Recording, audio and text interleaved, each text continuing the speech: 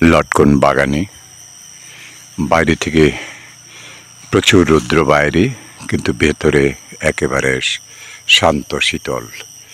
বাইরে এই মুহূর্তে 38 ডিগ্রি সেলসিয়াস তাপমাত্রা, কিন্তু যখন আমি এখানে ভেতরে এসেছি তখন ঠিক এয়ার কন্ডিশনের মতো ঠান্ডা, একেবারেই ঠান্ডা। এই দেখুন একদম নিচ থেকে উপর পর্যন্ত কি সুন্দর করে এই লটকন ফল হয়েছে। সাধারণত এইভাবে ফলগুলো হয়ে থাকে। লটকন বাগানের গেটটা বন্ধ ছিল, এই মুহূর্তে খোলা হয়েছে আমাদের জন্য। বাগানের মালিকের ছেলে এসে খুলে দিয়েছেন গেটটা। আমরা এখন ধীরে ধীরে প্রবেশ করছি। বাইরে প্রখর রৌদ্র তাপ, কিন্তু এখানে ঢুকে এসে দেখলাম একেবারে ছায়া, সূর্যের আলো দেখাই যায় না। এখান থেকে এই ছায়ার মধ্যে দাঁড়িয়ে আছে এক একটা লটকন গাছ, একেবারে দেখতে কিন্তু অদ্ভুত সুন্দর। এই লটকন গাছগুলো এখনো সবুজ, যেহেতু সময় হয়নি। আমি আগেই বলেছি লটকন ফলের সময়টা এখন নয়, আরও কমপক্ষে 3 সপ্তাহ পর এই লটকনগুলো খাওয়ার উপযুক্ত হবে। বাগানটা অনেকটাই বড়, খুব বেশি বয়স নয় বাগানের। যতদূর জানলাম এই বাগানটা এখানে আগে মালটা বাগান ছিল, তারপর আম বাগান।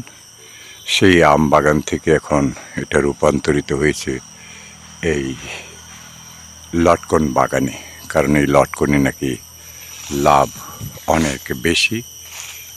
দেখুন এগুলো এখনো ছোট ছোট, এগুলো যখন বড় হবে একদম গাছের গোড়া থেকে উপর পর্যন্ত, যখন এগুলো বড় হবে তখন কিন্তু এগুলো আরও হৃষ্টপুষ্ট হবে, দেখতে আবার সুন্দর হবে। আবার আসবো ভিডিও করতে।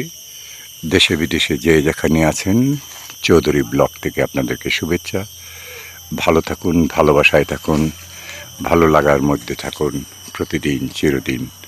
আল্লাহ হাফেজ। আগেই বলেছি বাংলাদেশের লটকন ফলের রাজধানী বলে খ্যাত নরসিংদী জেলা। আমি এখন নরসিংদী জেলার মনোহরদী উপজেলার মনোহরদী পৌরসভার 1 নম্বর ওয়ার্ড অর্জুনচর গ্রামে আছি। এখানে একটি লটকন বাগান আপনারা ইতিমধ্যে দেখেছেন আমার ভিডিওটিতে। এখন আমি এই লটকন বাগানের যিনি মালিক তার তৃতীয় পুরুষের সাথে আমি কথা বলবো। প্রথম যিনি বাগানটি করেছিলেন এখানে এসে জানতে পারলাম তিনি এখন আর জীবিত নেই, যিনি বাগানটা করে গেছেন। তারপর ওনারই সন্তান এই বাগানটি দেখাশোনা করছেন, তিনিও এই মুহূর্তে নেই। আমি ওনার সাথে যোগাযোগ করেছিলাম, কিন্তু উনি ওনার ছেলেকে পাঠিয়ে দিয়েছেন। আমি ওনার যে তৃতীয় প্রজন্ম যিনি বাগানটা করে গেছেন, সেই বাগানের তৃতীয় প্রজন্ম আমার সামনে দাঁড়িয়ে আছেন। ওনার সাথে আমি এখন কথা বলবো।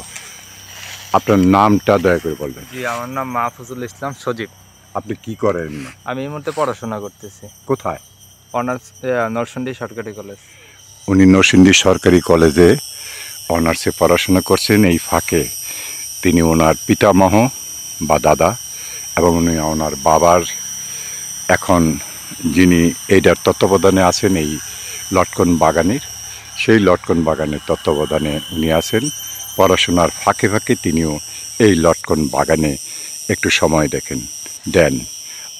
আসলে ডিজিটাল এই সময়ে, ডিজিটাল এই মন মানসিকতায় ছেলেরা যেভাবে লেখাপড়া করে, লেখাপড়ার ফাঁকে ফাঁকে আমি খুব অবাক হয়েছি যে আপনি এই বাগানে একটু সময় দেন, বা আপনার বাবা বা পিতামহের এই যে রেখে যাওয়া বাগানটা, এটাতে সময় দেন।